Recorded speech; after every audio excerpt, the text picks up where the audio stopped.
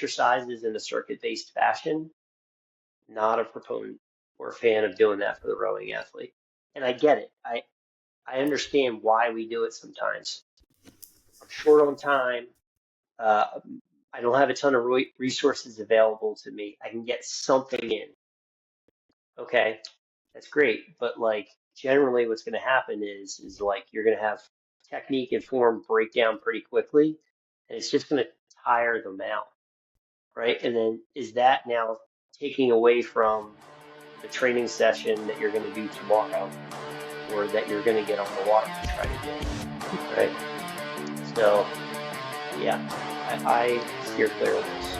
You get plenty of conditioning for itself. For everyone listening, we have Joe DeLeo here, who is going to read off his extensive background regarding strength and conditioning, how he got into rowing, where his background falls, and then what he's currently doing today. But the main reason I reached out to Joe here is because I don't think I said this before, but I used to listen to your podcast and kind of keeping up to dates and things like that. And obviously I follow you on LinkedIn and see a lot of things regarding the science of rowing and really diving into the why behind training, particularly for rowers who are aspiring to take where they are today and really start to kind of climb the ladder and put themselves in a position for long-term success, which I think is kind of a key to a lot of what we're going to be talking about today regarding holistic athlete training and development. But Joe, without further ado, why don't you just kick things off? Give us a little bit about your background. And I believe you actually just said it, but you were from the New Jersey area. I know you're now down in Kansas. So I'm actually curious to hear about how you got into rowing a little bit. And then how this kind of dovetailed into your now as you go and are pursuing your PhD and everything else that you got going on. Kick us off and give us an introduction of who you are and where rowing found you. Yeah, Kevin, thanks so much for the opportunity to be on your podcast. Definitely have seen it come through on LinkedIn and Instagram and know some of the folks you've interviewed in the past. So grateful for the opportunity to sit down and chat with you. And one of my favorite subject areas is the sport of rowing. So just a little bit about myself. Originally from South Jersey, grew up in Summers Point, and I started rowing in the summer of fifth grade at Ventnor Viking Rowing Club. So did that in the summers, fifth, sixth, seventh, eighth grade, and then rowed the spring of my freshman year at Mainland Regional High School, and then sophomore through senior year, pretty much rowed year round.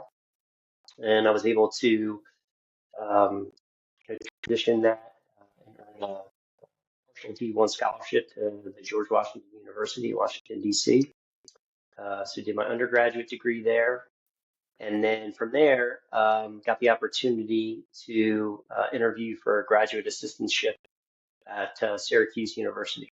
And so did a GA-ship at Syracuse University with Dave Reichman, men's rowing head coach there for 3 years from 2008 to 2011. And then when I kind of wrapped that up, I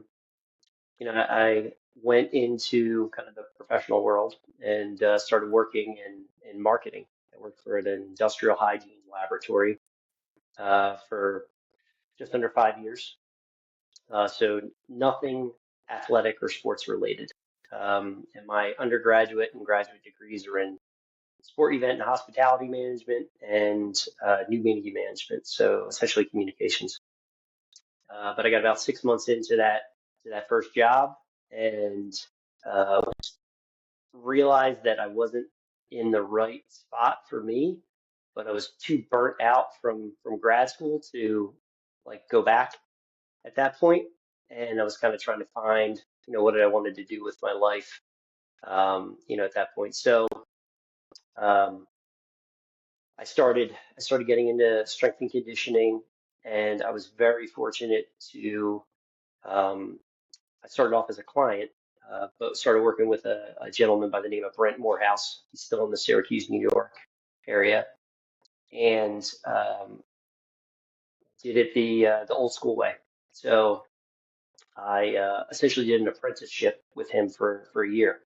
he helped me prep for the CSCS exam, National Strength and Conditioning CSCS exam. And at the time, this is getting phased out now, but at the time, you just needed a bachelor's degree to be able to sit for the CSCS exam. That has now been updated, and now you need to have a bachelor's in some type of science related, you know, kinesiology, physiology, exercise science, et cetera. One of those. So anyway, so I apprenticed under him for a year, which essentially consisted of me setting up and breaking down his training sessions and learning how to use the functional movement screen by Greg Cook and Lee Burton to start to assess clients, and completely started from scratch because I had very minimal um, undergraduate and graduate courses in science. So I didn't really have any background in terms of physiology. So anyway, so prep for that for a year, read the book cover to cover, probably at least twice, sat in, passed the exam, and then I started taking on some clients. And at the time, I was still coaching rowing with some juniors and masters in the greater Syracuse, New York area. But I also had the opportunity to start working with those same individuals in a strength and conditioning capacity. And what I started to realize was that there was some relationships or gaps or deficits between what I was seeing on water or on the earth and the things that I was seeing when we started working in a strength and conditioning capacity. So did that from 2011 to 2014 or so. And then in 2014, I met my fiance, who her now wife, but met my wife in Syracuse, New York. We dated for a year, and then we ended up moving to Providence, Rhode Island. I was there for 2 years with her. She did a fellowship in neuropathology, and then we ended up moving from Providence, Rhode Island to the Kansas City area in 2017, and have been there since. And so during that, that the rest of that time period, I was still coaching, in strength and conditioning. And actually, when we moved to Providence, I got laid off. I lost my job in marketing. And so I had a 2-year period where I was kind of on, off again with temp contract jobs in marketing. I was still coaching some strength and conditioning private clients at core studios in Providence, Rhode Island area. And then when we moved to Kansas City, I actually reached out to Dr. Brian Mann, who at the time was at Mizzou. And Brian's heavily involved in the strength and conditioning community. And he actually made me aware of a job opportunity at Lawrence Memorial Hospital. And so it was a full-time strength and conditioning position, which are very competitive and hard to come by. And it was outside of a university type role. It was within a hospital. So it was a sports performance / physical therapy clinic. And so I worked for the hospital from October 2017 until December 2020. And it was a phenomenal experience. So got to coach every day, pretty much every sport except rowing. So baseball, volleyball, track and field, you know, uh, distance running, pretty much you name it, any sport. So it was really good for me in terms of my education and development to work with athletes in different sporting populations. And I work with primarily as young as middle school all the way up to, your master's athletes, so 60, 70 years old and in between. And I also had individuals, we created a program for individuals that had completed their physical therapy, but they were sort of in that gap between pre-injury and um, being discharged from physical therapy, right? So they're medically clear, they were good to go, but they weren't quite at that level that they were at. So I worked with the sports medicine director and the physical therapists, and they passed the baton to me, and we, built a individualized strength and conditioning program and ramp them back up, over time to get them kind of back to where they were pre-injury. So, that three years was phenomenal because I learned a ton about how to develop really young athletes that had, no strength and conditioning background. I got to see them, I was lucky, twice a week, and it wasn't necessarily year round. It might be, okay, this is my fall, off season for basketball, right? So I'm gonna get in really good shape, and then I'm gonna, through the winter through the winter play basketball. So I might see them for 4 or 5 months, and they come back in the summer, etc. And so it taught me a lot about how to teach them the fundamentals and the basics, um, which was hugely influential and really helped my development. And then the other part was on the rehab side. So I got to work with physical therapists every day because we shared the same space. And so I learned a ton about injury and how to come back from injury and how to progress. Um, and so it's training, whether you're looking at rehabilitation or sports performance, it's all a continuum. It's all training. You're doing some type of training. It's just sort of where are you on that continuum or that spectrum? And then it's, taking the exercise and identifying the proper volume, frequency, loading, et cetera, for that individual where they are to continue to progress them. And then during that time period, I also got the opportunity to be the head strength and conditioning coach for the Portuguese Rowing Federation. So that was from 2018 to the end of the Tokyo Olympic cycle, so 2021. And it was a very small team. We had, probably 10 athletes or less.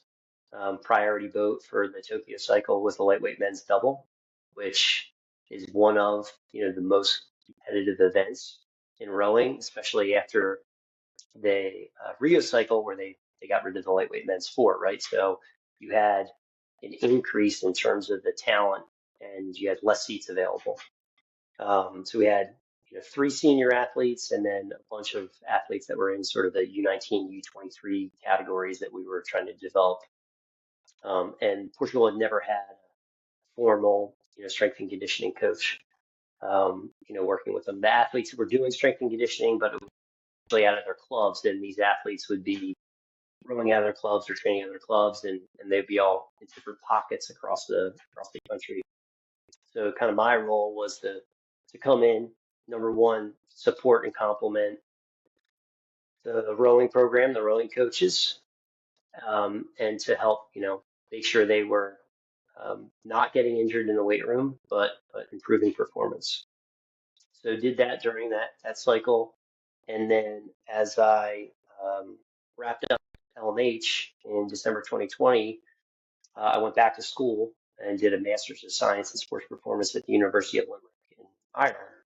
And it wasn't something that was on my radar. My wife encouraged me to do it, and it was a phenomenal program. And I was very nervous going into it because I didn't come from a bachelor's or a master's degree where it was rooted in sciences. It was in business. But I had at that point accumulated a good amount of practical experience, hands-on experience, and I did really well. I ended up graduating with a first class honors degree award, so right at the top of my class. And during the spring semester, a couple of the professors that I had pulled me aside and said, you need to strongly consider doing a PhD. And I just kind of laughed it off because I was like, hey, I appreciate that. It's really thoughtful. I'm 37 years old. I was like, this is supposed to be it. And they're like, no, you really need to do this. So had a lot of coffee and walks and talking it through and talked to my wife. And my wife's got a phenomenal position at the University of Kansas Medical Center. So I needed to, if I was going to do this, I needed to find something that was in the area, in the geographic area, because it wasn't realistic to try to do something like this and be apart for 3.5, 4 years. So I applied to the University of Kansas and was very fortunate to be accepted.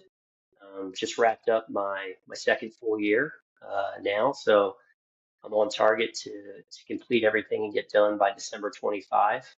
Um, my supervisor is Dr. Andrew Fry, whose background is mainly in resistance exercise, and he's done a fair bit of work also in overtraining and endocrinology, so looking at hormonal responses to exercise, specifically resistance training exercise.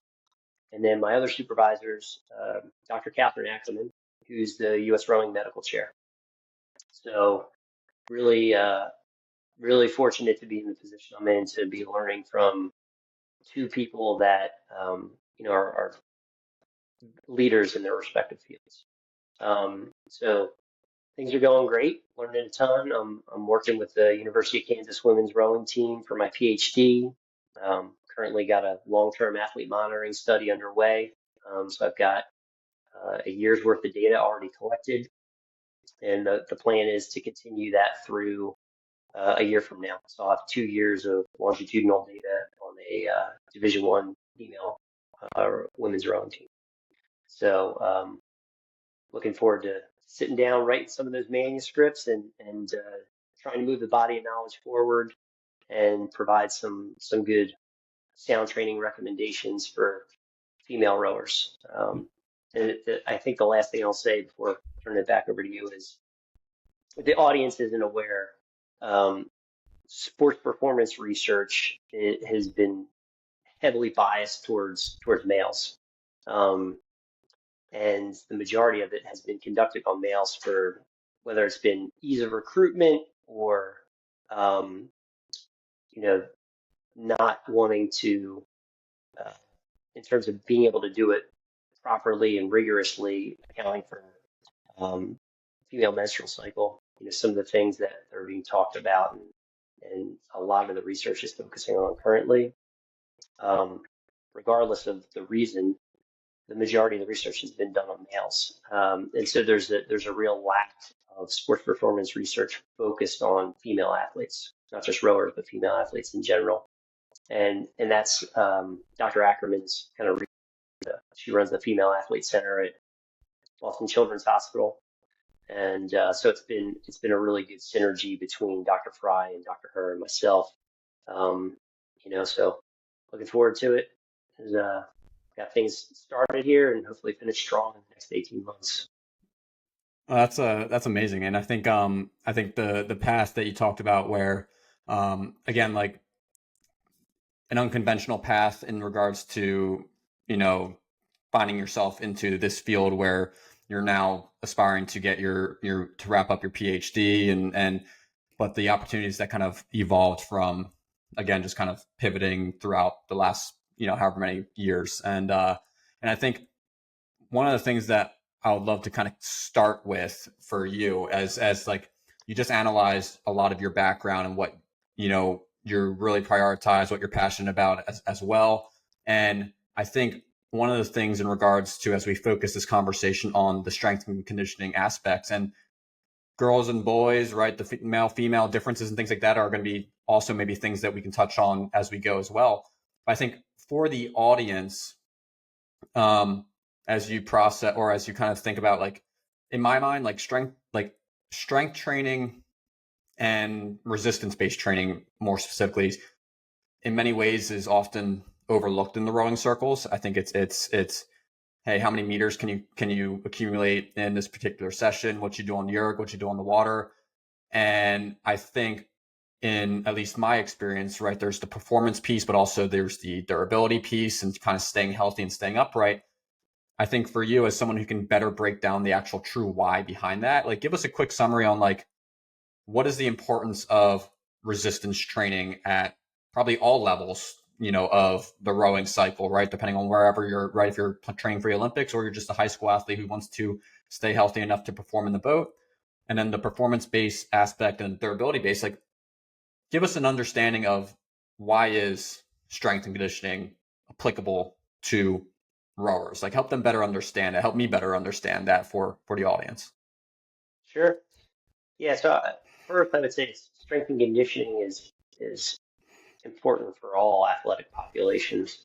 But given the nature of the podcast and what we're talking about specifically for rowing, So I knew this would be a question that you would have for me and for your audience and stuff. So rowing is classified as a strength endurance sport, uh, and that's primarily due to the extensive aerobic and anaerobic demands of racing, across the 2,000-meter distance. So depending on boat classification, and I'm specifically talking about elite level rowing right now, the men's eight going 518.68 and up to like a lightweight women's single 723.36. So, and then if we factor in para as well, you're probably somewhere around 9.5 to 10 minutes for a PR1 athlete, right? So, historically, they've looked at energy system contributions, and generally it falls somewhere in the range of 70 to 77% aerobic and 23 to 30% anaerobic, right? So it's an endurance sport, and the aerobic system is the primary energy system involved. There is a huge anaerobic component to the sport, and I don't think I appreciated it enough until I started getting into the strength and conditioning side of things. I certainly didn't grasp it while I was an athlete and as a graduate assistant coach. Um, and rowing across the board, it doesn't matter if you're talking about juniors, university, pre-elite, elite, etc. Classically, rowing is a high volume sport, So in the literature, I mean, you could look at international level junior rowers and they're averaging 13 to 14 hours a week. And that was, these are studies that came out a decade ago. So I'm sure it's probably even higher now, right? So that's kind of the first piece. And that I think kind of loops into the durability piece, right? So you have athletes that are training at a very high volume already within their sport. So they need to be able to have the robustness to handle that type of workload, right? And then the second piece of it is kind of looking at the event itself. So we'll stick to 2,000-meter rowing here, but I don't think there's quite an appreciation enough for how much force is needed, right? So going back as early as like 1993, Jürgen Steinacker, world rowing medical chair, did a on water study looking at elite male rowers. And they found peak forces of 1,000 to 1,500 newtons off the start, 500 to 700 newtons during the body of the race, and then 600 to 700 newtons during the final sprint. So what you have to appreciate there is that's across whatever that time frame is. Like I said, 518 to 730 approximately, right? So are those forces as high as you would see in maybe Olympic weightlifting or a track and field athlete? No, but you're asking for an athlete to sustain pretty high forces for quite a long amount of time, something that those other athletic populations aren't doing. And there was even a more recent study in 2020 by Anna Holt out of Australia, and they analyzed 47 2,000-meter races in the men's and women's single and coxless pairs.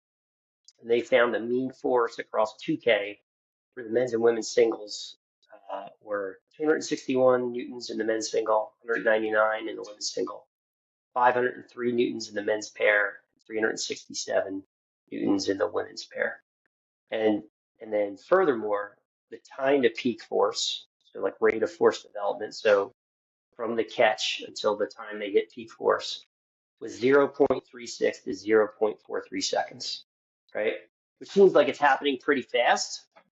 But then when you kind of take this in the context of other athletes or other sporting events, and we think about stretch shortening cycle, a fast stretch shortening cycle is classified as something that's less than 0.25 seconds. So that would be definitely your track and field athletes, your sprinter, your long jumper, et cetera. Somebody that's going to have a very quick ground reaction contact time and is basically going to be able to take that force and turn it around and just, explode off the ground, right? So it's not quite as fast as those athletic populations, but it's still pretty quick.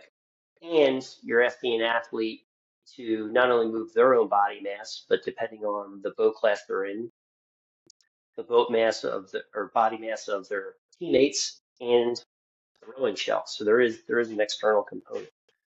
So strength is hugely important to the rowing athlete, and that strength is really focusing on over time being able to generate maximal force, right?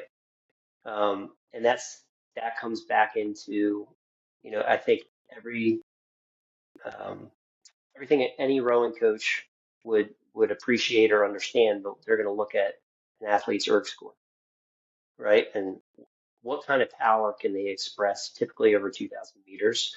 That's going to help with recruitment into college, or if you want to try out for a national team, et cetera, or if you're just looking to be very competitive in whatever category, whether you're masters rower or whatever, you need to be able to express power. And so, that's force times distance, right? So you need that high force component. Um, so hopefully that kind of explains a little bit of the background, pulling a little bit from the scientific literature in terms of energy systems, and then also like what's needed to be successful. But also why rowers need to develop high rates of force development and high maximal force. And my question for off of that, like to kind of put it into a little bit more of like the layman's terms for the athletes out there, it's like obviously there's the strength component to performing one rowing stroke.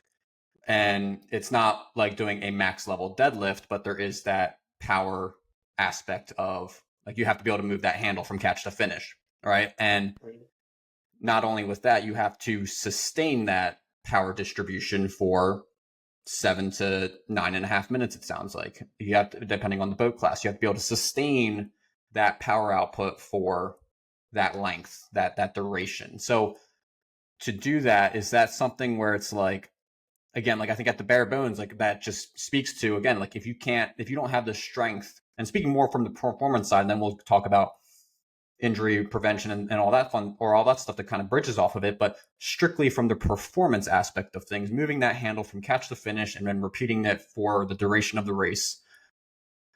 Is that something that athletes train through? Like, what does that kind of strength protocol look like? Like, how do they actually train those systems to be able to generate that kind of output? Because it's probably a lot different than the athlete who is training to throw, 100 kilos over their head for a snatch or something like that. Like, describe a little bit about the actual moving, actually creating that kind of force output for an athlete at any level. What's up, everyone? Kevin Leslie, and quick interruption to the podcast. If you're a high school rower who aspires to take that next step and row at the college level, and you're trying to figure out what is the best path for me, how do I find the best fit academically, athletically, and personally?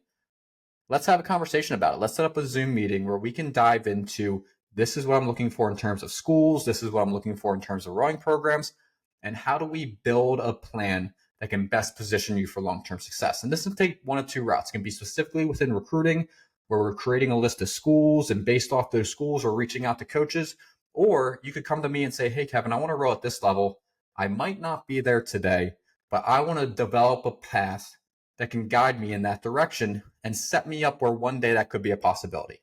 And we're going to have that conversation in our Zoom meeting. And right now, throughout the spring season, we're setting up free Zoom meetings for all the podcast listeners using the code SPRINGRACING24.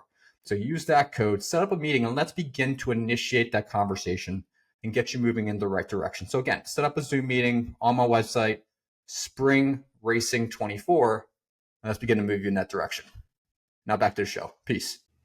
Yeah, there's probably a little more in common than we think. You mentioned athletes throwing like 100 kilos over their head. This really good study in 2002 by Stephen Ingham that looked at like what were the main determinants of 2,000-meter rowing ergometer performance, and the single greatest predictor was watts max. So like essentially like what's the highest amount of watts that you can reach in I think it was either 5 or 7 strokes. So you talked about somebody throwing a really heavy weight, over their shoulder, above their head, etc. But forget that for a second. You're essentially talking about what is the highest amount of power or force you can generate in under 10 seconds. That's your ATP, CP energy system, creatine phosphagen energy system. So that very purely anaerobic, high energy system there that doesn't last for very long, but it allows you to be very, very explosive. So, and that ties into some of the tests that coaches may do, whether that's a 10-second test or 20-second test, 60-second test. Those are all anaerobic tests that you look at, and those are all pretty highly correlated to rowing performance. So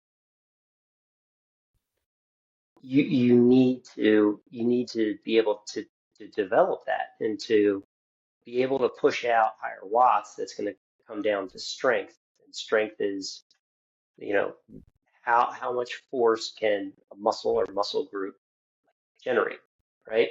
And the best way to improve that is through resistance exercise, whether that's body weight or free weights, dumbbell, kettlebell, barbell, etc. That's the best way to do it, and that's why strength and conditioning is, again, hugely important for the rowing athlete, but it's important for all athletic populations. And with that, is that like something, so like for the actual like constructing of like a training protocol for an athlete, like is that like obviously when you talked about it, right, like the endurance piece, you talked about one of the previous studies, the endurance piece or the aerobic piece is 70-80% of the output required for a 2,000 meter effort. The anaerobic piece, which can be obviously, you can train your anaerobic side with, more high intensity, short duration type of training, but you can also do strength training components and things like that that can help incorporate or generate those systems. Is constructing like if the majority of the output is coming from that aerobic side, how do athletes, like, where can they start in constructing the strength component, the resistance-based component of their overall training landscape? Is that something that they're hitting, is it 2 times a week? Is it 3 times a week? Is it, the popular that I hear with many high school like athletes who are training, they're like hitting the gym 5 times a week, and they're hitting, they have a bodybuilding split, and they think it kind of applies to the rowing piece, right? Like, deconstruct that a little bit for us. Give the audience a little bit of clarity on terms of like, okay, from the high level, if I'm looking at a strength training regimen, strength training routine, what does that breakout look like? How many sessions per week is that? Is it full body focused? And not getting into the sets and reps, I guess now, yet, maybe we'll dive into that here in a minute. But for an athlete who's just looking at it from the high level, like, where do they begin as they start to plug in these puzzle pieces into their routine? Yeah, so it's a great question. So I think similar to learning rowing, right? At the beginning, when you're learning the sport of rowing on water, right? There's a huge technical component of learning, the sequencing and being able to do that efficiently, and then developing rhythm and then rhythm with the rest of the crew. So in that regard, at the beginning of learning strength and conditioning, there's going to sort of be an upfront like cost, right? You need to be able to learn how to do the movements properly. So that means you're gonna need to invest some time as well as some energy into getting coached, properly. So I think that it sounds like you work a lot with high school athletes, right? Yeah. So again, regardless of the sport, doesn't matter. Learn the fundamentals. You should be able to push, pull, hinge, squat, carry, right? So, your hinge is going to be your deadlift variation. Your squat, that could be anything as simple as a barbell back squat, goblet squat, kettlebell front squat, split squat with a pair of dumbbells, pull, rows, that could be pull up, chin up, push, push ups, overhead press, etc. But based on the experience I've had, if you're working with middle school or high school athletes, it's really important to be able to, this is my kind of personal philosophy at this point, is they need to be able to move their own body weight, right? And the reason that I feel that way is one, it makes it easier to scale if you're working with large groups or teams. So that was something I kind of had to figure out on my own was I would have these like small group classes and we would have, sometimes 8 to 12 or 15 kids. Well, I don't have enough of sets of one specific weight for dumbbells to be able to provide that for every. So one, I needed to find a structure for the training program that was going to work with the resources I had available to me. And two is you can do it anywhere. A lot of body weight exercises you don't need, you can do anywhere. Like maybe a pull-up bar you need, but you could get pretty creative and utilize like a tree branch or something like that. You can use the environment around you. But I have not coached an athlete that um, if they can do a pull-up, they can do a push-up. If they can't do a push-up, there's no way I've not seen a single athlete be able to do a chin-up or a pull-up. They can't do a single push-up.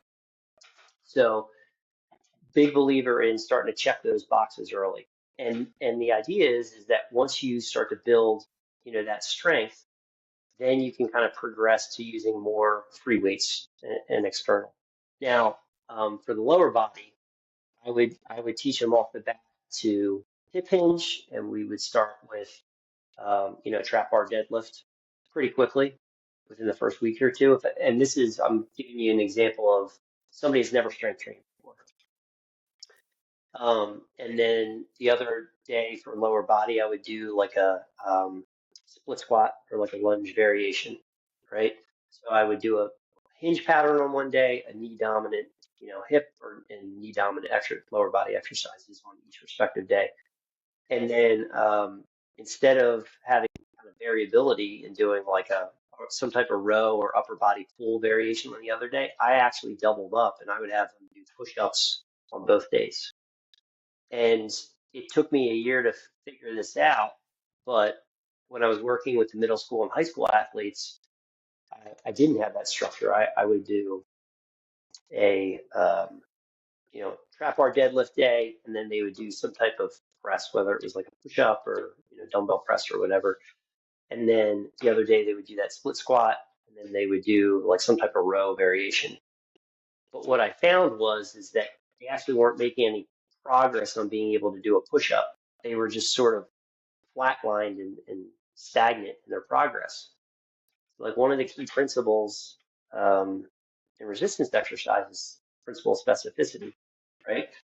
And I only saw some of these athletes twice a week. So they're doing push-ups one time a week. There's not enough stimulus to get better. It's just not. So I kind of had to chuck out some of the stuff that you learn in terms of having variability and overall development because my job is also to help them get better and improve sport performance, right? So we would do push-ups twice a week, and one day would be a higher volume day. So I would find a progression that the group could do. Generally, it was like an incline push-up. So I'd put a barbell on the rack at like a roughly a 45-degree angle, and everybody could do that, right? Now, for some, it might be way too easy, and some it might be just right. But generally, they could hit between 8 to 10 reps in a set, and they would do at least 3 sets. And then the other day, they would do a more difficult variation where they would only be able to get, ideally 3 to 5 reps. Sometimes it would only be 2 to 3. And that might be more from the floor, right? But the idea was is that you were hitting it from two different standpoints. One was going to be muscularly much more difficult, and they would have to generate high levels of force. And the other one was the volume component and the learning component, where they were like learning how to kind of coordinate their body and go through the entire range of motion. Um, And one of the things you'll see with middle school or high school athlete when they're first learning to do push-ups is they can't maintain a level trunk, like alignment from the ear, shoulder, hip, knee, ankle, right? So like either their low back or their hips will sag towards the floor, or they'll stick their butt up, or some might like have a rotation where like one shoulder comes up before the other one, those types of things. So you have to kind of find some variations of the same exercise that they can do and do well. So one, start to, you know, groove the pattern and build up some confidence, but also how to learn how to maintain, like essentially it's a moving plank, right? That's what you're doing. I mean, people may not think of it that way, but essentially a push-up's a moving plank. That's what you're doing. So, that's kind of where I would start with a high school athlete is checking those boxes, and then once they could get up to a point where it was no problem, like any day of the week they could do 3 sets of 10, or 4 sets of 10 of push-ups, then I was like, all right, they've got enough base level, foundational level of strength where they can maintain that. We can drop down to 1 day a week, and then I can start training a chin up or a pull up, right? And so then I would start to do the same thing. I would move the push-ups towards the end of the session. And that I would call that like a core exercise. And then 2 days a week they would do chin-up variations. And that would be, sometimes utilizing like a band where they could do higher repetitions. And then I would have them a lot of the time. I would take um, uh, belt, like a chin-up or pull-up belt, and put a light kettlebell onto it.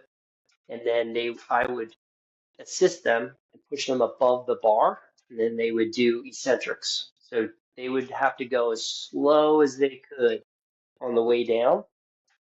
And so you're building that type of strength from the top because they may not, at that point, they may have strength to go from here to here. But generally, once you get them to the top, they can control it on the way down. So that's what we would work on. So they would do singles. I would have them do 3 to 5 reps of singles. That would be the hard day. And then the other day they would try to get in volume. Like I said, it might be with a band. Another day or another variation, I might use a suspension trainer like a TRX. And they would have to do it essentially from like a supine position. So like their feet are on the floor, but you could put their feet on a box or something. So they're using a higher they're a higher percentage of their own body weight, and they're going through that rowing motion, right? And again, they're going through a full range of motion, and they're learning to move their own body, right?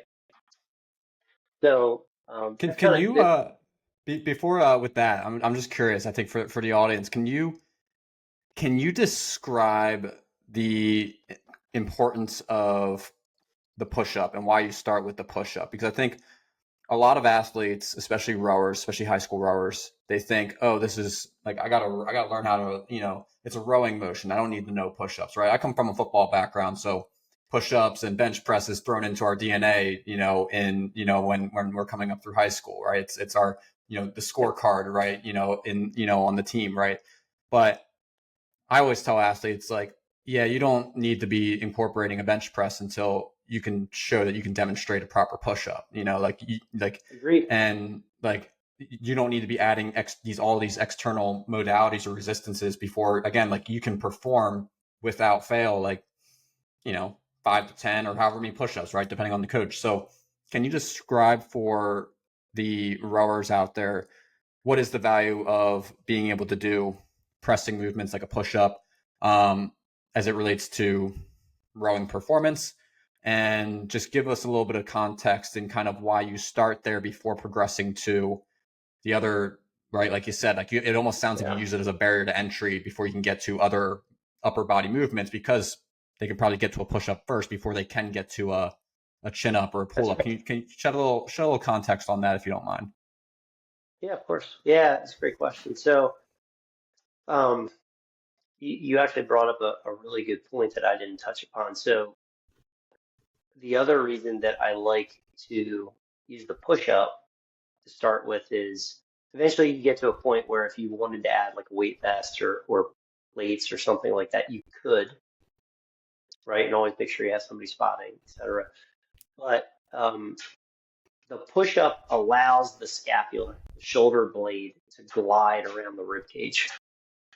When you're doing a bench press variation, generally, depending on how you're taught, you're pinning your scapula to the bench. And so your arms are moving, but your scapula is not gliding around the rib cage. You're not going into retraction and protraction, right? So retraction and shoulder blades are squeezing together at the bottom, and then as you press away, they're gliding around the rib cage. That doesn't happen in a bench press. So now you're taking an athlete, a rowing athlete, they're in a seated position, they're primarily in a flexed seated position for the majority of their time in training on water or erg. And when they get to the rock over, the body over position, they're also having their arm extended, whether sculling or outside arm. And so that shoulder blade needs to glide around the rib cage as they're having their arm fully extended, right? So the other reason is that I want to be able to see what their shoulder mechanics look like in a strength and conditioning capacity, right? So sometimes I've had this with, it doesn't necessarily mean it was a high school athlete, but sometimes what you'll see is the shoulder blade isn't actually sticking, and I use that term just as like a adjective. It's not sticking to the rib cage. So you'll see like there's a gap between the shoulder blade and the rib cage. Like you could almost slide your fingers underneath of it. There's like space there. And you don't actually want to see that. You want to see it kind of stuck to the rib cage, and then as you do the pressing movement, it glides around the rib cage. So in terms of just like shoulder health and scapulohumeral rhythm and those types of things, if they're not able to do a push-up and keep the shoulder blade going through retraction, protraction, and sticking to the rib cage, that to me tells me that they're actually probably not very stable. So then if they're getting into a position where they're at the catch and they're kind of in this exposed position where they're reaching out of the boat, they're trying to get the blade in at the catch, get the blade covered, and depending on, you know, current, wind, motorboat, wake, etc., you've got all these external variables, the stimulus coming in to the boat that can provide a lot of instability, right? And they've got to be able to maintain their composure. You're asking them to generate a high amount of force in a position where they're, you know, they could not be in an actual very stable position. So those are kind of some of the reasons that I start with a push-up is because I can help clean that up, right? And I can help correct that. Now, I'm not saying if they have if the scapula isn't sticking in the rib cage, that's going to cause injury. That's not what I'm saying. But that's not ideal or not clean movement that we would want to see, right? So to me, I'm at least potentially lowering the risk of injury, right? So outside of rowing related low back pain, rib injuries are one of the biggest, right? So the other part of it is also being able to teach connection or connecting as soon as the blade's covered in the water. So you want the lat to help with that muscular engagement, but you also need the shoulder to be moving, the shoulder blade to be moving appropriately. So that's just kind of one example of tying S&C to rowing and the rowing stream. And how does to one last thing on the push up and the pressing movements, how does that help just for, because again, like you said, like low back and rib cage are kind of the probably more common injuries that you're going to see. Like how does, or just maybe in general in talking about rib injuries, right? Things going on there. how does resistance-based training, whether it is through doing, pressing and things like that to strengthen or better support that area, like how can strength and conditioning or particularly resistance-based training help mitigate the risk of injury, through, and I think you kind of alluded to it a little bit through there, but is that something that, again, like that's an active decision with rowing? It's like, hey, like if we want to, since we're doing such a repeated exercise time over time over time, right?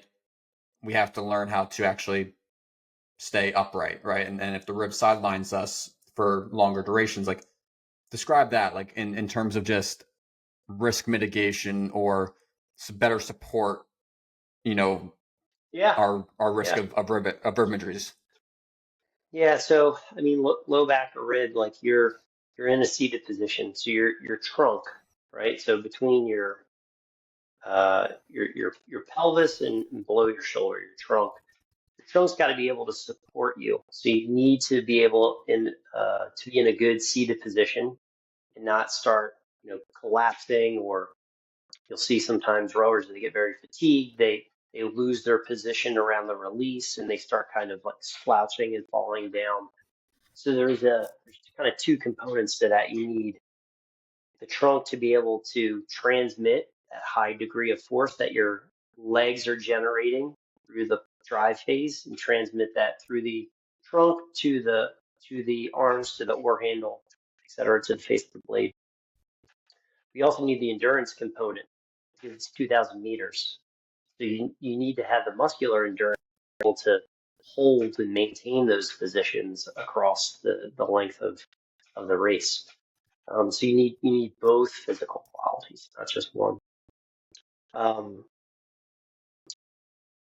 so in your question around rib injuries, so um, they've looked at kind of a whole host of different factors, whether it's been technical. There's some thoughts, I think, in the early 90s when a lot of the equipment made changes from the Macon blade to the hatchet style blade. Just the way that it was loading in the water and the stress it was placing.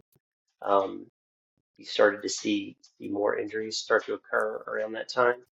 But since then, you can they've started to classify them as I think they call it rib uh, RSI, but like they there's like a continuum again. There's like a stress reaction essentially. So there's not a broken rib, but there's localized pain to that area. It's very sensitive in terms of um, when that pain's generated during the rowing stroke. Um, so is that a volume and overuse? There's probably a pretty strong connection when you're training with high volumes. It could also be related to intensity, and then you definitely have to look at technical factors like the how they're applying force with their body. Are they suspending and hanging off of their lats, or are they grabbing with their shoulders or their arms, or breaking their arms early? Is that placing excessive stress, on the musculoskeletal system? Um, So those are all things that you have to look at. They haven't necessarily. I can send you an article in a podcast I did previously with Jane Thornton. She's done a ton of work in around rowing rib injuries. There's like two to three like main theories around it. I don't recall off the top of my head, but the point being is they haven't sort of come to a clear consensus of what the like main or underlying like factor is for it. There's some research that's been done for sure, and some theories around it, but there isn't clear consensus yet.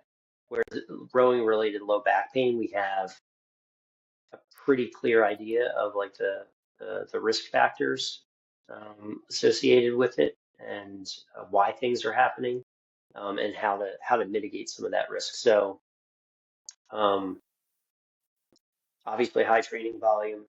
If you see athletes changing their lumbopelvic position, so what they identified was from a rowing biomechanics standpoint, rowers that have like a flat or neutral or slightly anterior tilted pelvic position at the catch or at the release, um, are in a better position. They were less likely to have rowing related low back pain.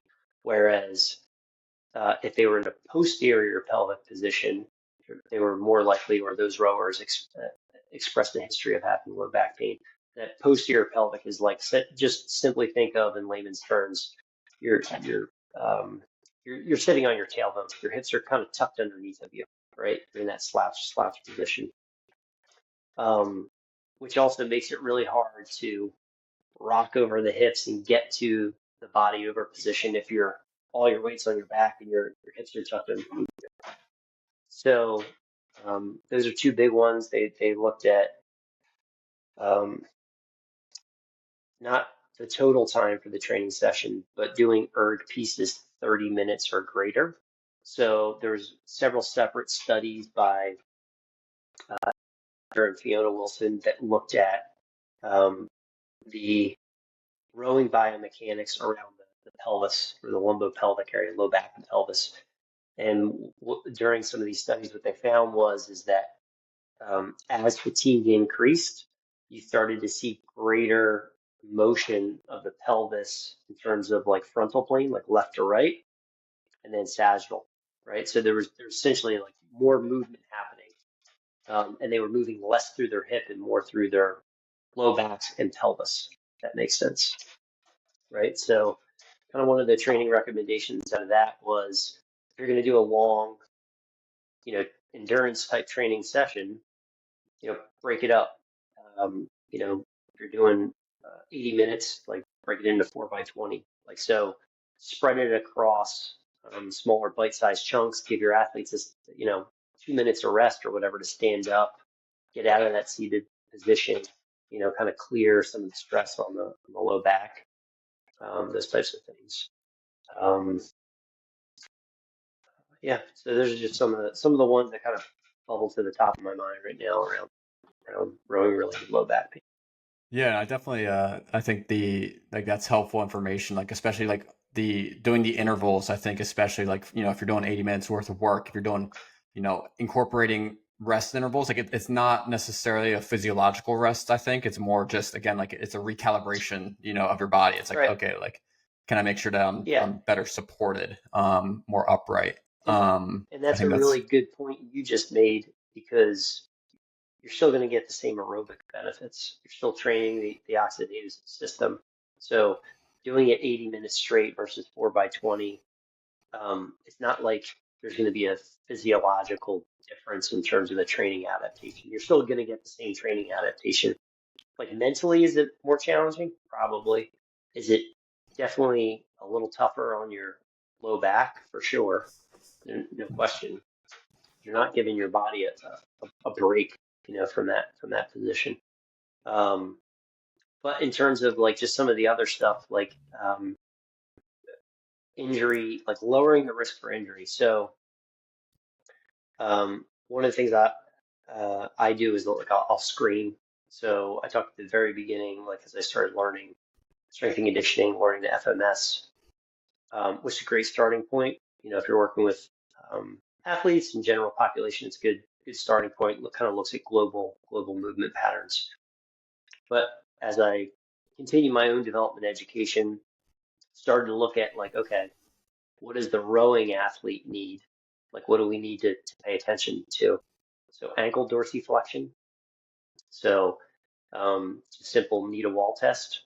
Minimum, can you hit at least 4 inches on each ankle? Ideally, you want to see like 5, so you get a little bit more range of motion than you need. The knee is going to travel through full flexion and extension during the rowing stroke. So you make sure that they have ease of doing that. Hip flexion. This is another one related to rowing related low back pain. The consensus statement that came out in 2021, they recommend 120 to 130 degrees of hip flexion. So what does that look like? Very simply, if you're laying on your back, you should be able to get your thigh or your knee to your armpit, essentially, like full flexion, right?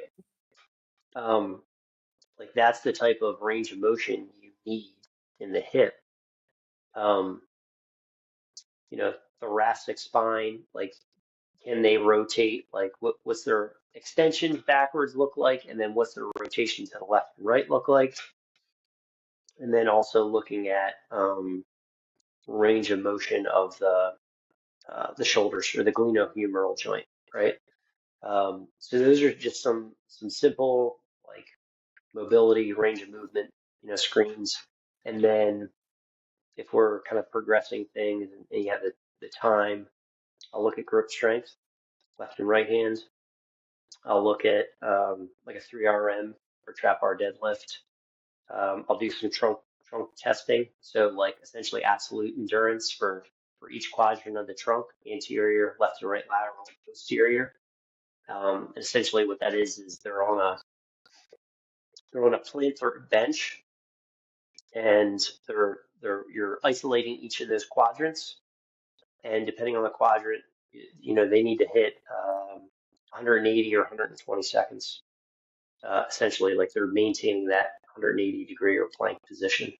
So it gives you a sense of what's the, the absolute endurance of that trunk quadrant or trunk compartment that they have.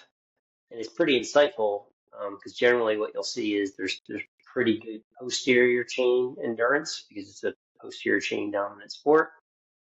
The anterior chain's not too bad. So your anterior, your abdominals on the front side. Generally, what I found to be the weakest or the ones that have the most deficit or asymmetrical nature are the left and right lateral, which you tell somebody that it makes a ton of sense because at no point are you moving that way in the rowing stroke.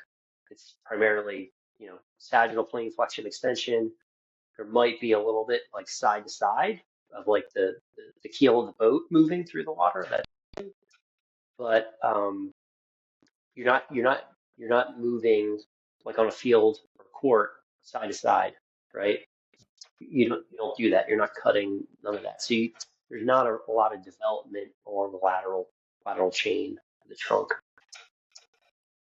And what and I want to kind of as we chat a little bit about like, okay, can we, in terms of building out like a all-encompassing type program for high school athletes out there. And again, every athlete's different. Everyone has their own, availability or and access to resources, access to a gym, whatever equipment is there. And I think you touched on it prior, but that's the way I love talking about strength conditioning is I call it the four movements. You added in the carry, but push, pull, squat, and hinge, right? It's like, can you incorporate all of those different movements and really just focus on the movement, not necessarily what specific exercise that is, but can you kind of train your body within those different movements? And I think I got two parts to this question that I think, again, as we put ourselves in the shoes of high school athletes, college athletes, masters athletes, whatever it may be, but they're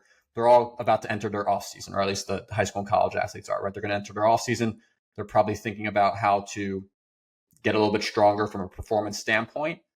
And two parts to this question, but I think number one, from your knowledge, what actually moves the boat? What actually moves the boat for these athletes? What actually moves the needle? What is the best bang for their buck type movements that they should be prioritizing? Obviously, we talk about, you got to have the big legs, you got to, be, strong torso to, right? Like, what actually moves the boat, and maybe even a little bit more kind of into the actual specifics, muscle specifics.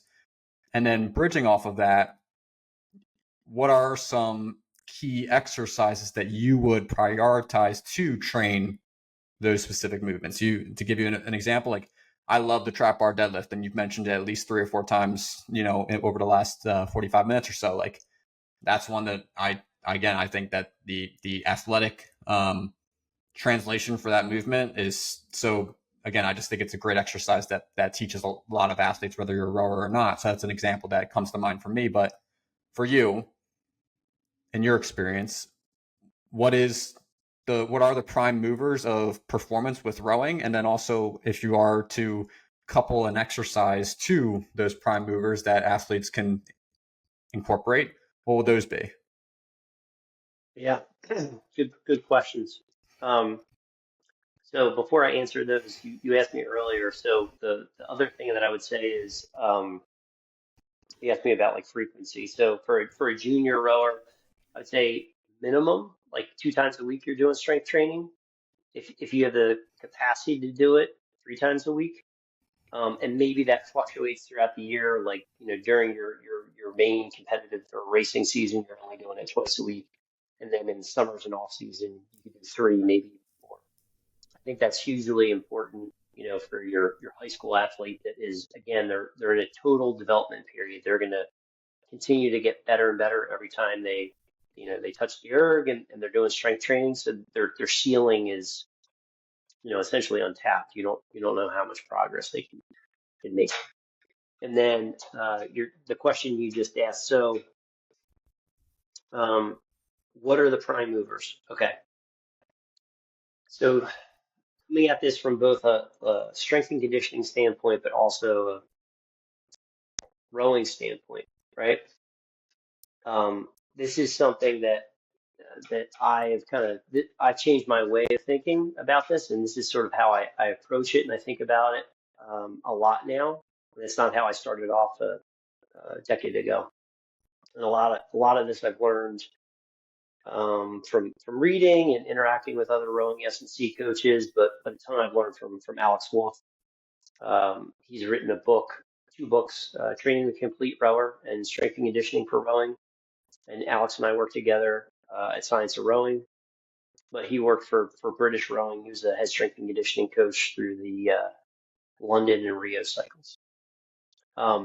So to answer your question, is how are you teaching the drive phase, the propulsive phase of the rowing stroke? Like break it down. Okay, I put the blade in the water. All right. What's the first thing you want the athlete to be doing? I guess is that if you're engaged through the water, is that push of the legs, right? It's that, or you want the Well, structure you through the tell me. How body. are you teaching Yeah. it? How are you teaching Uh, it? I guess if they're rolling up to the front end, right, their blade is locked into the water. It's a stable body. I'm teaching them the stable body, long connected through the lats, and hips and handle move together. That's kind of the first piece I'm telling them. I'm telling them if there's a disconnect with the shoulders or with the seat, then we're not truly structuring or positioning ourselves at our low back and with our hips to have that connection at the front end that Okay. we're looking, right? And that engagement through the prime movers, right? Which, or what I perceive as the prime movers, which is that engagement through the quads or that push of the legs, right? We're not connected at that front end. So that's probably where I would start. Great. That's perfect. I asked that question. I want to start there. Is this all comes back to like how we started at the very beginning of the interview? Is that strength and conditioning is doesn't matter the sport. It's there to complement the sport, right? So um, there's probably a more aligned view on technical um, teaching of the rowing stroke now than say 50, 60 years ago, where there was like very distinct rowing styles, where you had like Rosenberg and the Grinko style, where there was either like a concurrent opening of the trunk and the legs at the same time, or very leg dominant, right? So the reason I'm providing that context is how you're teaching the rowing stroke and asking them to generate force is going to influence the exercise selection in the muscle groups and the muscles that I'm going to prioritize. Because my job is to complement you, right? And how you're teaching, right? Does that make sense? Yep. Yeah. So some of the things that jump out to me off the top of my head as you're describing the rowing stroke and how you're teaching it. So you want a long connected arm. You want a stable trunk position, throughout the rowing stroke, and the propulsive phase is going to begin um, with a leg dominant, quadricep dominant. They're pushing into the foot stretcher. Is that accurate? Yeah, absolutely. Yeah. Okay. Okay. So now that I've got that information, then I would go, okay, so this athlete needs to maintain a stable trunk position. So they got to be able to hold that position. They've got to have the endurance to do that across 2,000 meters. They need the range of motion through their arm and their shoulder blade to be able to get into that deep hip and knee flexion position and be out over the gunwale. And they need to be able to take their elbow, through flexion extension through the rowing stroke. And then they need to generate a high degree of force through the first half to 2/3 of the rowing stroke, primarily from the lower body, and then transmit it through the trunk to the arms, to the handle, to the blade. So then we need to look at, okay, it's a knee dominant, quad dominant, first part of that drive phase, right? So they're really pushing into the foot stretcher. So I want them to be able to generate a high degree of force into the foot stretcher. And that's going to primarily come from the quadricep muscle group. Okay, all right. So that's the way Kevin's teaching the rowing stroke. So that means that I need to look at exercise selection around the knee dominant exercise or something that's really going to develop quadriceps. The split squat is fine.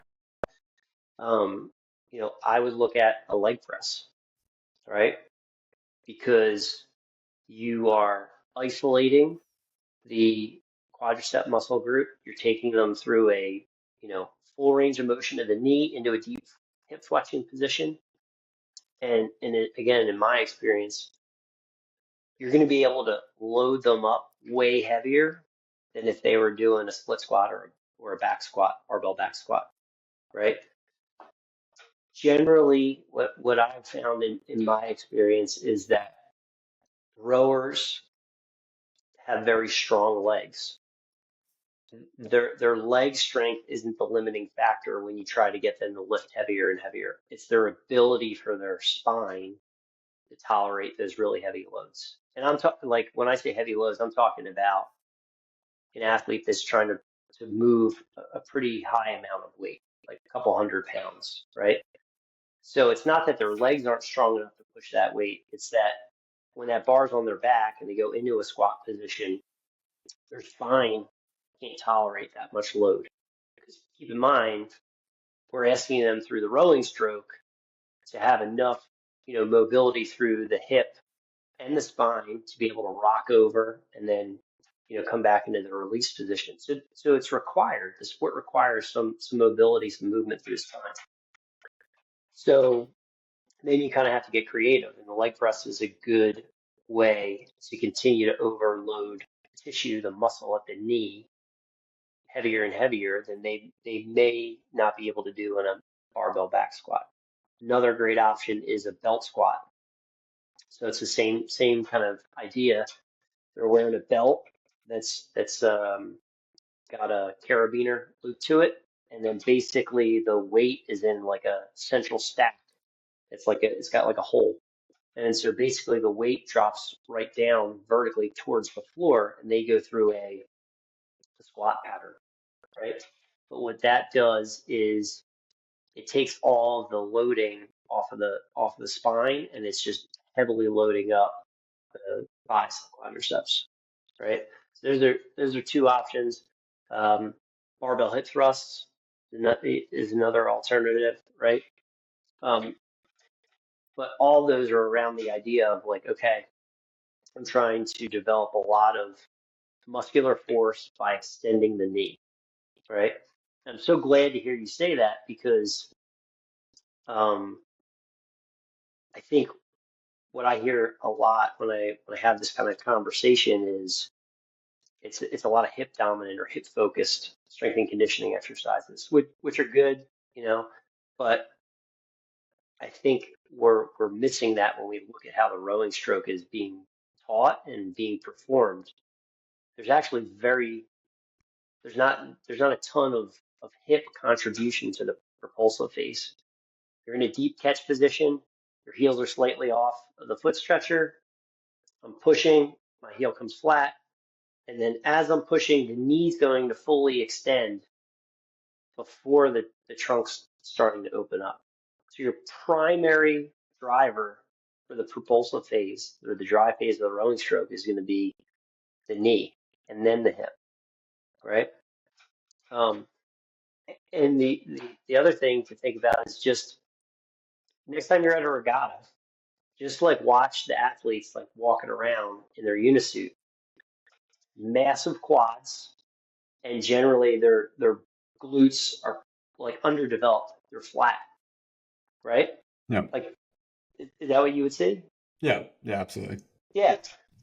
So flip that and then look at a sprinter, like a track athlete.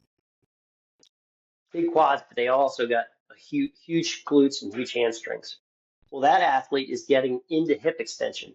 Their knees going behind their pelvis and hip because that's where they're getting with their range of motion. At no point in the rowing stroke is that happening. And in fact, you're in the seated position, you actually don't ever get to full hip extension. It's physically impossible for you to get to full hip extension. You'll hit full hip extension at the top of the deadlift. You see what I'm Yeah. saying? Yeah. Does that make sense? So everything that I try to do has to complement the rowing coach and how the rowing coach is teaching the rowing stroke, right? Now, if you would have said, well, I want them to aggressively open the trunk off of the front end, well, I might start somewhere differently then, right? Yeah. So I hope that kind of explains the combination of the exercise selection and what I prioritize, but also sort of just my philosophy around what the strength and conditioning coach's role is in relation to the athlete and to the rowing coach. And is that where, like, if you think about, again, like to bring it back to like the T bar, the trap bar that you mentioned a couple times, and regarding, okay, like you have that push off the front end, that quad dominant push off the front end, but then you kind of have that acceleration through with the body, but I guess in many ways the T bar, I think, is it's a different movement than, say, a Romanian deadlift. The Romanian deadlift, you're Yep, purely operating in that hinge aspect of things. The T bar kind of incorporates, it's a little bit a more little bit more leg knee. and Yep, yeah. that's right. So is that That's why you right. feel like that is an appropriate exercise for athletes, like in the rowing context? Like that's a good exercise for them to think about, even over a conventional or Romanian deadlift, because again, there is more there is more emphasis on the leg aspect. It's kind of like like full body movement, but it's, or a leg and a body move and a hinge movement, but there's more emphasis on the push or on the quad dominant aspect of that. Is that why you kind of favor something like that? Yep, that's right. It's several reasons. It's a hybrid, right? So it's not so heavily dominant towards the hip. You're definitely using more knee. Um, it's easier to teach, right? Um, the hip hinge can be a really difficult movement for athletes to get and to learn. Um, and then compared to like a RDL or a traditional barbell deadlift, that places a lot of shear forces on the spine. So if this was my vertebrae and stacking up, and I'm doing a traditional barbell deadlift, and I start to let the bar drift away from my shins, away from me, then it's placing shearing force on the spine like this, right? So we can kind of remove some of that type of load on the spine, and now you're in a little bit more of a hybrid hip, or excuse me, knee dominant with the hip, and it's probably more compression force, right? That makes sense. And you'll still have compressive force in the barbell deadlift, but if it's drifting away from the athlete, like that's typically like one of the faults you'll see is they're not keeping the bar close to their shins and keeping it very No. vertical. They'll let it drift away. So the further away it gets, the more stress that's going to place on the low back. We already touched upon it. It's a sport where low back pain or low back injuries are at a significantly higher predisposition than pretty much any other athletic population, Yeah. right? So those are the other things you kind of have to take into context. Like, okay, we're trying to train for performance, but I also need to keep in mind I don't want to be taking away from their capacity to do the rowing training, right? This is supposed to build them up, not break them down. And is what I'm doing on the strength and conditioning side, like, yes, it's beneficial, but is it going to fatigue them or um, put them in a place where they can't recover for the next training session? Yeah. Yeah. And my I want to be conscious of your time, so if you have a couple more minutes, I have one more kind of question We're regarding good. Keep going. cool. Just another question. I feel like we covered, when we kind of look at this, when we construct this program, again, this high level program, we talked about the frequency, right? You touched on the frequency of, at a minimum two, probably many are maybe depending on the time of year, maybe you can get into 3 sessions per week. The exercise selection and your process for kind of thinking about that. And I think that's a really good and thing that athletes can consider. It's like, hey, how are you performing your rowing stroke? And what's an exercise that you can match with that particular aspect of the stroke? Now, to kind of bring it all together for athletes, I feel like we kind of have to talk about the intensity, the rep ranges that athletes need Yeah. to consider. Is it something where, and I think again, or athletes may read like, okay, there's the strength training, right? Pure strength, right? Might be lower rep focus, right? If it's more hypertrophy based, right? You're between these rep ranges. If it's more strength endurance, you're 12 to 15 plus, right? And I think a lot of this and you're going to be able to shed a better light on this, but it might be depending on the time of the year. But again, if we're constructing this program, like an off-season type looking program, what is kind of the catch-all that athletes can't go, where it's like suitable to the masses, where it's like, hey, if you kind of stick to these type of intensity zones, you're going to be elevating your performance, right? You're going to be getting stronger and being able Sure. to produce more output. Give us a little context around that and in terms of the intensity of creating a strength training routine.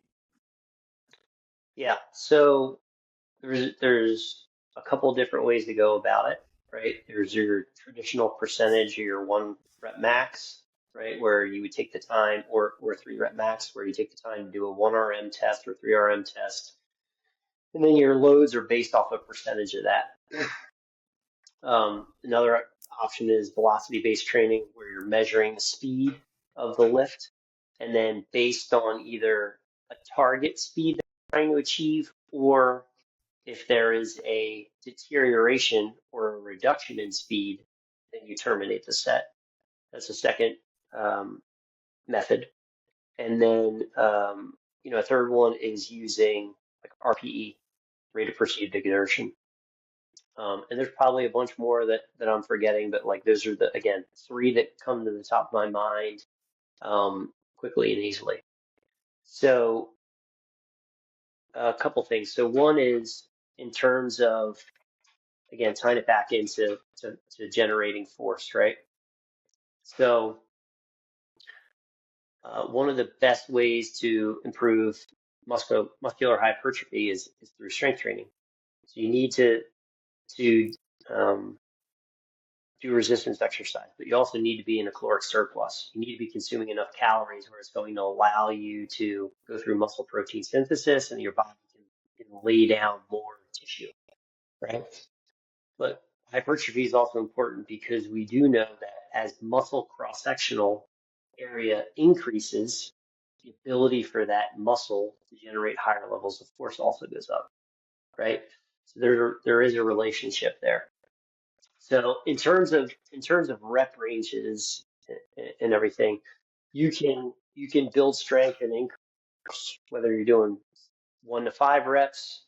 You can put on hypertrophy that way. You can do it 8 to 12, etc. Um, I th I think what's important is like, okay, what's the outcome? Like, what's the purpose?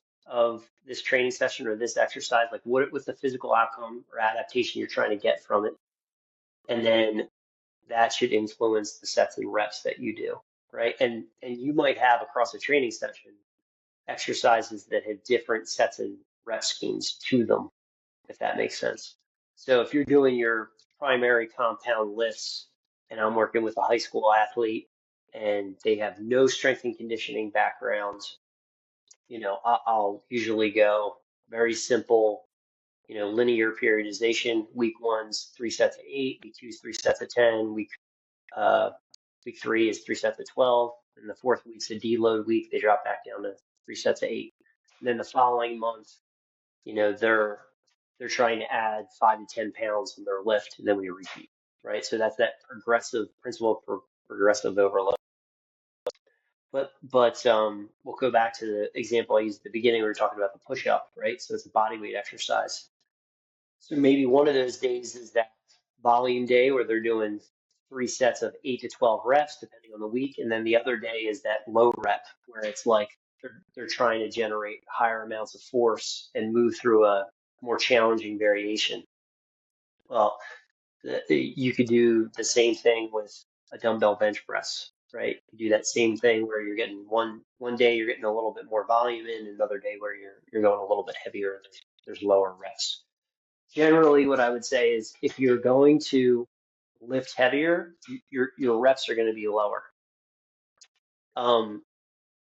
The two things that come to mind are if you can do like a set of 5. This is my opinion. If you can do a set of 5, you're really not at like 85% or above of your 1RM, right? You may think you are, but you should only be able to do, 1 to 3 reps if you're pushing like really close to your max. The other part of it is like, and this is probably outside the scope for a high school rower. Like they don't need to be doing that. They should just be doing 3 sets of 8 to 12 reps, maybe, the sets of 5 if they're working on a more challenging variation, but they don't need to be really trying to push themselves to a maximal strength. They're just trying to learn the movements and they'll get better and stronger just through their development. But as you have a more seasoned athlete, an athlete with a higher training age, that's going to be a little bit different. They're going to need a higher level of stimulus to continue to get better, right? So the hardest thing that one of the hardest things I found for rowers to do is when they're really truly lifting very heavy is actually taking enough rest because their cardiovascular system is so well developed that generally when they get done, like yeah, your blood pressure will go up and your heart rate's going to go up momentarily, but it'll come down much quicker than almost any other like athlete, right? They're just able to recover so much quicker. So the sensation they get is, I'm ready to go, like within 30 seconds. And I'm like, well, you need 2 to 5 minutes of rest. And so they sit there. They don't want to sit. They get impatient. But I would challenge them and say, if you're truly lifting at something around 88 to 92, 93% of your 1RM, like it's really heavy, I need that rest. Like I need that rest to fully recover because now you're really tapping into the neuromuscular system, your nervous system. And so, um, like my own personal feedback when I've done training sessions like that, I'll get done the set and I stay within myself. I get the reps, but by the end of that last rep, like when I get done, like I'm shaking. Like I've stressed not only my muscular system but my nervous system that you're sort of teetering on that edge of like losing fine motor control. Does that make sense? Yeah. Makes sense. So, but that's well beyond like what a high school athlete doesn't need to be doing that. They can just follow simple progressive overload and continue to get better. But I bring up that point because like that's the challenging part and the fun part of like working with rowers is like they know how to push themselves, but if they come into strength and conditioning, they've got several years of rowing experience, their feedback and their training age for S&C is actually much lower. And so they're already sort of naturally pretty strong, but they don't appreciate how much time they should take to recover or what it's like to really push yourself in an S&C environment versus pushing yourself in a rowing environment, right? And like I use this point of context all the time so athletes get it. It's like, well, if you're going really hard on the erg or in the boat and you bite off more than you can chew and you go too hard, what's going to happen? Crash You and know, what I mean, burn. like Yeah. yeah, Yeah. you crash and burn. And you're going to end up like you've gone too hard. You're going to slow down, right? Yeah. That's what happens. What happens if you go too heavy in lifting? Can't perform the next rep. Form breaks Can't down. perform the next rep, or form breaks down, you get hurt, Yeah. right? So it's different. There's a little bit more of a, in my opinion, it's a little bit more of a risk factor. Like when you're really pushing towards your upper limit in S&C capacity, you are potentially putting yourself in a position where like technically your body can break down, and not only could you not finish the rep, but like you could actually really hurt yourself. So I always say like you should leave, 2 to 3 reps in the bank, right? Like you should get done a set and be able to know that like you could have done a couple more. You shouldn't be pushing yourself to failure because the risk versus reward from an S&C perspective isn't there, right? If you go out way too hard on a piece, you might have a bad workout. It's gonna suck. Like you're gonna grit through it and stuff. And you're going to have some splits that are well off your normal pace. If you try to apply that same line of thinking in an S&C environment, you could really get hurt, you know. And that's kind of one of the things. Like that's my job, as a strength and conditioning coach, is to try to teach that and get that across. Um, yeah. So what about, am I forgetting anything else that you asked me in regards to that? Because it was a two-part question, I think. Yeah, man, I think it sounds like at the end of the day, like you're training for stimulus. You're training for an adequate stimulus that you're like so looking like it's like so there's a little bit of variability where some exercises you might be doing, 8 to 12 reps, but other exercises, your compound lifts, maybe you are doing, sets of 6 or 8 or whatever it may be. Yeah, But as long as you're getting yeah, stimulus from it, is that correct. Yeah, correct. And here's another way to like go about it. So, um, uh, um, a way to manipulate the set and rep schemes is using it's called cluster sets. So, say you have a high school team that you've been working with, they're juniors and seniors. At this point, they're pretty mature. You feel pretty confident that you could kind of start doing some heavier work with them, towards the last 1 to 2 years of their high school career. But you don't want them like lifting like super, super heavy. You want to control it to make sure that like what we just talked about doesn't happen. There's no injury. So you could do something that's called cluster sets where you have them lift heavy loads, right? That's kind of within their ability, but they're going to be pushing themselves, but only have them do 1 to 3 reps, right? And that would be up to your discretion. You figure out what that is for the athlete. So say they do 2 reps, they take 30 seconds of rest, and they do another 2 reps. So it was technically that's a set of 4 in that scenario. But then they take a longer rest. They take 2 to 5 minutes of rest, and then you repeat it. So what you're doing is you're getting them some really intense stimulus, and you give them plenty, like enough rest where they can recover, and then they do a couple more reps, and then they give them a long rest. So if you repeated that 3 times, that gives you 12 reps. If you did 4 sets, you've got 16 reps, right? And that's like for a hard, heavy, intense workout. So that's an easy way to kind of manipulate the sets and the reps and the rest to get in high quality, heavy work, but like protect the athlete, control the environment and stuff, that type of thing. Gotcha. Oh, that's actually, yeah, I think that's valuable too, because like it's, again, it's the same concept that allows them to recalibrate and refocus, just Yep. like rather than doing 80 minutes straight through, it's like have those built in, just again, like the stimulus is going to be the same, but you have this, Yep. moment to regroup both mentally and physically before you go Yeah. again. Yeah. Yeah. That, Yeah. And then coming back to like what you asked, I think at the very beginning, like I mentioned percent RM and VBT and RPE. I think one of the best things with a high school group or athletes that are learning to strength train for the first time is use rate of perceived exertion.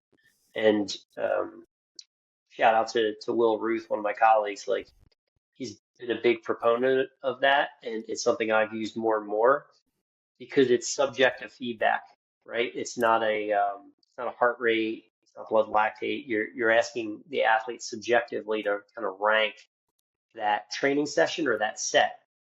And so you have to take the time up front, but you just take a simple 0 to 10 Borg RPE scale. It's got just very simple descriptors next to it. And so they rank that set. Like, what's the RPE? Is it a 2? Is it a 3? Is it an 8? And that allows you to kind of get feedback from the athlete. Like, okay, they're feeling pretty good. We can kind of push them a little bit more. Or maybe they walk in the door and they're starting to give you that feedback after each set, and you notice that their numbers are like way higher than normal in terms of the RPE, but they're not hitting the same loads they would normally. They're on lighter loads, but their perceived exertion is much higher. So that immediately tells you, okay, are they really fatigued from previous training session? Is there some type of stress that's affecting them, whether that's, social or academic stress or what have you, that is affecting their current performance? So it one brings it to your attention, gives you some awareness, and then prompts you to be able to have a conversation with that athlete and say, hey, I wanted to check in what's going on. yeah. So I would definitely say use RPE with the high school, population. And it'll take some time. There's a little bit of a explanation and learning curve to it, but it's a really kind of useful tool, and it gives them some autonomy and say in the process because they're giving you feedback about what's going on. I like that too. And again, like you said, it's subjective. It's like it's based off of how they're feeling on that day. It accounts for total load, right? That they come off of. Is it Yeah. finals week and they're completely burnt out with studying, and again, like their performance isn't what they're used to because they're just so drowned with all these other things going on in their life. Like I think that's a valuable piece that they can incorporate. Um, my last, as we kind of wrap things up here, but my last question for you, in regards to just again like putting ourselves in the shoes of these high school athletes, like what what broad based advice, like my last, just kind of as we wrap things up here, and we talked about a lot of different things, and we kind of pull some of it together, but like what broad advice would you have for athletes who are, whether they, and again, athletes or coaches, I think that's important to note because I think a lot of coaches can benefit from the information that you're talking about. What broad-based advice would you give to an athlete or a coach who is beginning to incorporate strength and conditioning into their weekly routine in terms of whatever that may be, whether it's just, hey, like prioritize the fundamentals or this or that? It's like, what, as we wrap things up here, what would be that basic advice or that starter level, right? They're just getting started with incorporating this with their athletes or individually as an athlete themselves. What would be your advice to those athletes or coaches?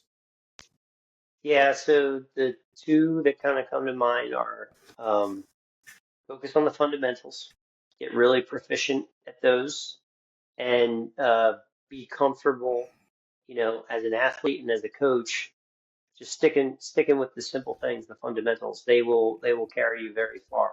It doesn't have to be something that's going to get you a 1,000 likes on social media to be effective. And then the second thing is uh, prioritize getting the athletes stronger and developing the qualities of maximal force and rate of force development. Um, historically, rowing has been a sport where when you look at strength and conditioning, and this goes back to like, the East Germans, in the 60s and 70s, it was traditionally all high rep stuff. And like I remember, a couple times that we did strength work when I was in college, it was like those old coffee cans Yeah. that were like glued to the end of like a bar. Rowers, our entire sports conditioning, our entire sports conditioning, doesn't matter like what intensity level, it's all conditioning. You're getting a ton. They don't need more conditioning. You're getting that in all your training sessions, whether you're doing low intensity work or high intensity work or moderate intensity. It's all conditioning. They need to work on the stuff that they're not going to get in the sport, which is getting stronger with the ability to generate more force, right?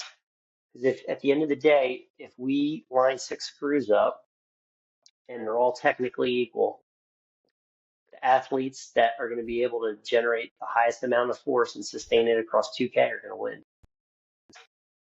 Man, they're able to push more watts and generate more power. It's really as simple as that, you know. And again, the caveat, technically equal, right? Yeah. So you got to be able to apply said force. But in that example, yeah, yeah, I love that. I think that's a great piece too, because again, like you said, like our entire sport is conditioning. And what do when you're thinking about, right, to your point that you talked about, right, like strength training is a supplement to rowing performance. It's an added piece to help accelerate your performance. And yeah. you're trying to you're trying to train what you can't already get on the water or on the erg. That's right. That's right. That's right. That's 100%, 100%. Yeah. So if you're having your athletes go through and you're doing high rep stuff or circuit based, I'm not a fan of having rowers do circuits. The only caveat to the circuit stuff is when I have them do like a trunk training circuit because we're trying to build um, a high level of muscular endurance in those four quadrants. But in terms of using like exercises in a circuit-based fashion, not a proponent or a fan of doing that for the rowing athlete. And I get it. I understand why we do it sometimes. I'm short on time. Uh, I don't have a ton of resources available to me. I can get something in. Okay, that's great. But like generally what's going to happen is like you're going to have technique and form break down pretty quickly, and it's just going to tire them out, right? And then is that now taking away from the training session that you're going to do tomorrow or that you're going to get on the water and try to do, right? So yeah, I steer clear of those. They get plenty of conditioning within the sport itself. So Yeah, no, that's perfect. I love that, and that's a great message to for coaches out there as we close things out. Joe, my last thing for you is any way that we can support you and what you're doing as we close things out here, right? With all the stuff that you have going on. Any last thoughts on your mind that before we wrap things up here, and maybe down the line as you continue to progress down this path of getting your PhD. Maybe we have a part two at some point to dive even deeper into some things. But yeah, at least for part one here, any last things for us? yeah, great minds think alike, Kevin. I was just going to say we could definitely do a part two and maybe focus more on the physiology, sports science side of things because that would definitely be at least another 90-minute conversation for sure. Um, Two things coming up. So I didn't mention when I introduced myself, I didn't talk about science of rowing. So it's a digital monthly publication. I co 2020 with Will Ruth and Blake Corley, and I'm currently running with Alex Wolf. So we produce uh, three uh, review articles on rowing research in sort of all different areas, whether that's strength and conditioning, physiology, applied biomechanics, etc. Um, so we offer a 10-day free trial. Folks can check it out. Just go to scienceofrowing.com. You can sign up and you get access to, at this point, we've probably got over 120 articles in the last couple of years, and we're constantly adding to that. So that's the first thing. And then the second thing is we will be having our second Science of Rowing virtual conference this fall. I think it's October 4th, 5th, 6th. It's the first weekend. Let's wait a second. Yep, October 5th, 6th. So that'll be available. We'll have the website up. I'll send you a link to it. Should be up in the next week or so. But we have two themes. It'll be applied physiology and applied biomechanics. So all of the speakers will fit under one of those two themes. And we've got some fantastic folks lined up to speak in those categories. We got Tony Rice, who's the head of sports science and performance for Rowing Australia. We got Kurt Jensen, who will also be speaking.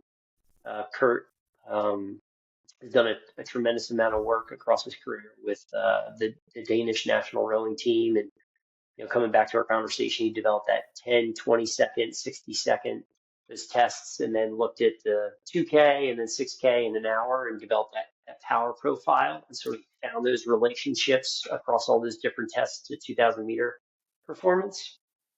So those are just two of the speakers that we have. And then we'll have some folks from the applied biomechanics, like Alex Gregory. He's going to be talking about from a coach athlete perspective, so two-time Olympic gold medalist. So there'll be quite a few number of individuals that will be part of that conference from across the globe. So attendees will get a really good opportunity to dive into those two themes and learn quite a bit from some folks that have either achieved the highest as an athlete or our support staff members that are working with athletes and doing the research and coaching. I love that's actually really cool. I think that's we'll put those links into or any information we'll throw that into the show notes and when we post our clips we can mention that as well. No, I think that's incredibly valuable because I think it's a missing piece in a lot of rowing education is again like bridging off of conversations like this, like deeper into that why of what we do. So no, that's great. We'll put that up there. I definitely encourage people to check that stuff out. Joe, I really appreciate it. This was a lot of fun. Again, we'll dive into it maybe, or we'll get into it again down the line as you continue to wrap up all the great things you have going on. But again, I really appreciate this conversation. This is very helpful for athletes out there. And again, thanks for coming on. I appreciate it. My pleasure, Kevin. Thanks for having me.